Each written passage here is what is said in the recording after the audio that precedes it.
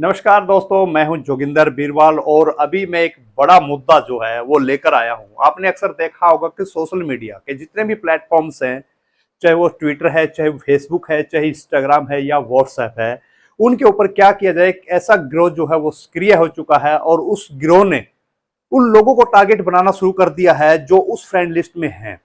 आज भी दो वाक्य जो हमारे सामने आए हैं, एक सफीदों से है और एक पानीपत से है।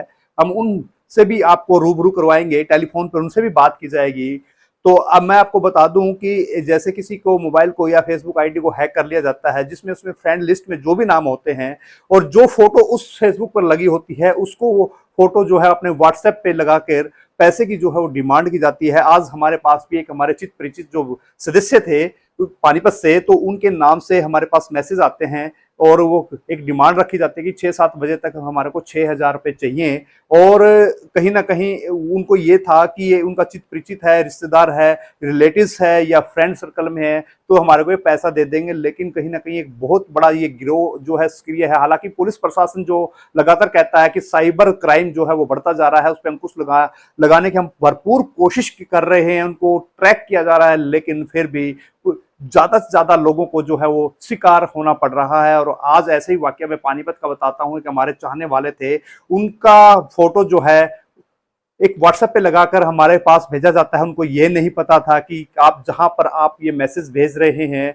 वो कहीं ना कहीं इस चीज से को जानता है, आपके इस फ्रॉड को समझता है। तो उन्होंने एक पैसे की डिमांड रखी और जब उनसे पूछा गया कि आप कौन है, तो उस फेसबुक आईडी का जो है उन्होंने नाम लिया और उस पर लिख के भेजा कि मैं ये हूं। तो मैंने कहा कि मैं इसको जानता नहीं, आप अपना कृपया अपने गांव का नाम बताएं। तो जैसे ही उसका गांव का नाम मैंने पूछा तो वो कहीं ना कहीं साइलेंट हो गया, क्योंकि उसको पता ही नहीं था कि वो किस गांव से है, किस शहर से है, किस वार्ड से है, किस मोहल्ले से है। और मैं आपसे यही कहूंगा कि जब भी आपके पास ऐसे कोई मैसेज आते हैं तो आप उनसे उस डीपी को ना देखें कि ये हमारा चाहने वाला है। अगर आपके पास उनका कोई कॉन्टैक्ट नंबर है, उनके घर का कोई नंबर है, तो आप उस नंबर पे फोन करके एक पूरी जानकारी ले लें कि उसको एक्चुअल में जरूरत है या नहीं है। लेकिन आजकल जो ठगी और फ्रॉड का जो है वो मामला लगातार बढ़ता जा रहा है। आपने अक्सर देखा भी होगा, हर रोज टीवी पे आता है, हर रोज अखबार में आता है, हर रोज जो है पुलिस प्रशासन इसी के ऊपर जो है साइबर टीम जो है वो फोकस रखे हुई है। हर रोज आपको अवगत कराया जा रहा है कि आप इनके झांसे में ना आए, अपना ओटीपी ना बताएं, उनके खाते में पैसे डिपॉजिट ना करें।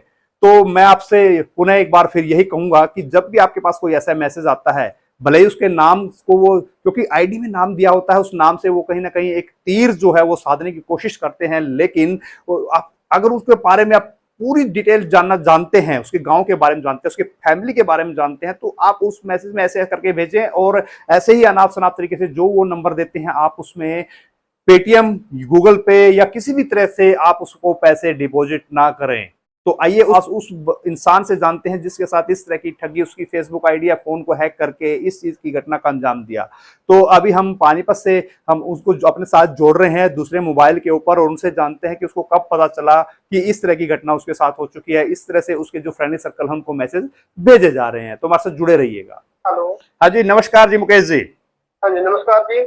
आपके नाम से हमारे पास भी एक मैसेज आता है कि मेरे को अर्जेंट जरूरत है 6,000 रुपए की। कहीं ना कहीं आपके अकाउंट्स को जो है हैक किया हुआ था। आपको कैसे पता चला कि आपका अकाउंट हैक हो चुका है? सर, जितने मेरे कॉन्टैक्ट में नंबर थे सर, उनके मेरे पास कॉल आने लगी है।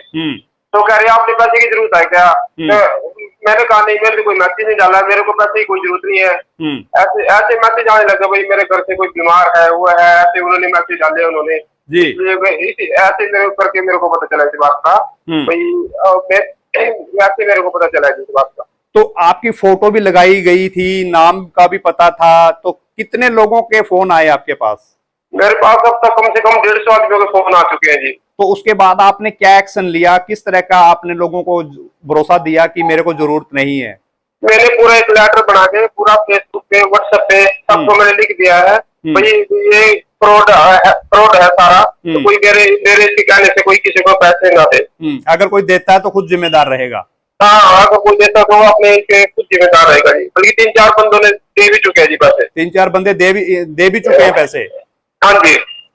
तो आपको कब पता चला इस बात का? यानी फोन आने के बाद ही पता चला, वैसे पहले नहीं जानकारी थी? नहीं, पहले कुछ नहीं पता। जब मेरे जितने कॉन्टैक्ट नंबर थे, जानकार थे, उन्होंने फोन किया, मेरे को तब पता चला इस बात का। तो फिलहाल आपने सभी अपने जितने भी सोशल मीडिया के ट्रैक थे सभी के ऊपर आपने लेटर बना के डाल दिया कि ये मैं खुद डिमांड नहीं कर रहा हूं, मेरा हैक हो चुका है। हाँ हाँ बिल्कुल जी, मैंने ऐसे लिख दिया था उसमें, इसके जिम्मेदार खुद हो गए। मैंने पूरा लेटर बना के पूरा हाईलाइट करके मैंने डाल दिया था फेसबुक पे भी, व्हाट्सएप पे सर, स्टेटस भी लगाया। जी जी जी, बहुत बहुत धन्यवाद। तो अभी जो पानीपत जिस शख्स की मैं बात कर रहा था उस शख्स के पास से मैं अभी आपको मोबाइल स्क्रीन पर दिखाऊंगा कि जिस शख्स को का जो अकाउंट है वो हैक करके और हमारे से भी जो है वो डिमांड की गई थी। जरा ये देखिए, ये है वो मैसेज।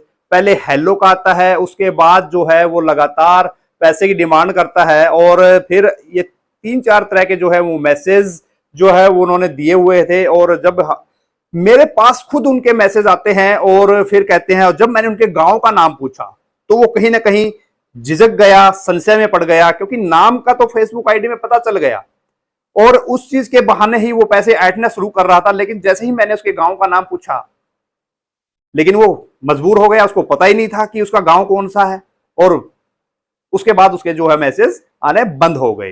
तो अभी हम एक दूसरे कॉलर हैं, सफीदों से जुड़ चुके हैं, राजू वर्मा जी हैं। उनके भी अकाउंट के साथ छेड़छाड़ की गई थी, उनके भी जो चाहने वाले थे उनको भी मैसेज करके ही पैसे की डिमांड की गई थी। और उसके बाद जो है राजू वर्मा ने अपने फेसबुक पे, ट्विटर पे, सोशल मीडिया की जितनी भी साइटें हैं उन पे वही चीज दोहराई कि ये राजू वर्मा नहीं पैसे मांग रहा है, ये किसी ने मेरे अकाउंट को जो है हैक कर लिया है और उसे हैक करने के बाद उसको कोई पैसा ना दे। और आइए राजू वर्मा जी से भी बात करते हैं इस मामले को लेकर उनका क्या कहना है। हेलो, हाँ जी राजू वर्मा जी, नमस्कार। नमस्कार जी। सर, आपने फेसबुक पे एक पोस्ट डाली हुई है कि मेरा अकाउंट जो है हैक हो चुका है और पैसे की डिमांड जो है वो लोगों से की जा रही है जो आपकी फ्रेंड लिस्ट में थे। आपको क्या कब पता चला कि इस तरह की घटना आपके अकाउंट के साथ छेड़छाड़ हो चुकी है? मैं दुकान पे काम लगा हुआ था, 2 बजे के करीब की बात है ये। और 2-2:15 बजे मेरे पास फोन आने शुरू हुए जो अपने मेरे लिंक से संबंधित हैं, जो मेरे व्हाट्सएप पे हैं, जो मेरे जानकार हैं, कि राजू भाई आपकी फोटो लगा रखी है और नंबर किसी और का है। नंबर किसी और का है जी, तो वो पैसे की डिमांड कर रहे हैं, आपको पैसे की जरूरत है क्या? तो मैंने 2-3 फोन अटेंड किया, उसके बाद मैंने जाके एयरटेल ऑफिस में गया और वहां जाके अपना दोबारा मैंने फोन शुरू किया। तो उसके बाद वो कंप्लेंट की फिर मैंने जाके कंप्लेंट की गई एयरटेल में की, उसके बाद साइबर सेल में जाके की मैंने। जी जी, साइबर सेल में भी आपने कंप्लेंट किया जी। तो कोई ऐसा भी जानकारी में आया कि आपके किसी चाहने वाले ने पैसे डिपॉजिट करवा दिए हो? जी, 3,000 रुपये हुए सर हमारे डिपॉजिट। 3,000 हुए हैं जी। तो क्या मैसेज देना चाहेंगे हमारे दर्शकों को कि इस तरह की अगर कोई ठगी सामने आती है तो किस तरह की जानकारी जुटाने का प्रयास करें? सर, तो सरकार से निवेदन करूंगा, ये तो कांड मतलब बहुत ज्यादा होने लगे हैं और सफीदों में 4-5वीं घटना है जिसका मेरे को पता लगा था। तो ये मैसेज मैं देख रहा हूँ और बल्कि पानीपत से मेरे पास फोन आए हैं, उनके हाथ में ऐसा हो चुका है। तो सरकार से निवेदन करूंगा इन घटनाओं पे रोक लगाए ताकि किसी का नुकसान ना हो उसके। जी जी जी, बिल्कुल बिल्कुल। बहुत बहुत धन्यवाद Raju Verma ji. Thank you sir, thank you. तो दोस्तों, अभी आपने देखा साइबर ठगी जो है वो चरम सीमा पर है और कहीं ना कहीं लोगों को जो है, भोले वाले लोगों को जो है शिकार बनाया जा रहा है। भोले वाले क्या, पढ़े लिखे भी आजकल इसका शिकार हो रखे हैं। लेकिन मेरी आप सभी से दोबारा यही अपील है कि अगर इस तरह की कॉल आपके पास कोई आती है, व्हाट्सएप पे कोई मैसेज आता है, फेसबुक मैसेंजर पे कोई मैसेज आता है, तो जिस इंसान की, जिस शख्स की उसके ऊपर डीपी लगी हुई है, फोटो लगी हुई है, अगर आप उसको जानते हैं, उसको पहचानते हैं, तो उसके बारे में पुख्ता जानकारी लें या उसका कॉन्टैक्ट नंबर आपके पास है तो उस कॉन्टैक्ट नंबर पर उसको सूचना दें या उससे पूछें अगर किसी को कोई समस्या है या नहीं है, तो ऐसे ही उनके अकाउंट में पैसे डिपॉजिट ना करें। हालांकि पुलिस प्रशासन इसके ऊपर बड़ी तेज निगाह रखे हुए है, लेकिन फिर भी उनकी नाक के नीचे इस तरह की घटनाएं लगातार बढ़ती ही जा रही हैं। अभी आपने सुना कि राजू वर्मा जी ने कहा कि सफीदों में 4 से 5 तरह की घटनाएं हो चुकी हैं, पानीपत के अंदर भी कहीं ना कहीं इस तरह की घटना है और इसका जो सबूत है वो मेरे पास भी है, क्योंकि मेरे एक चाहने वाले की जो डीपी लगाकर मेरे से भी पैसे मांगने की कोशिश की गई, लेकिन मेरे को इस चीज का पता था और मैंने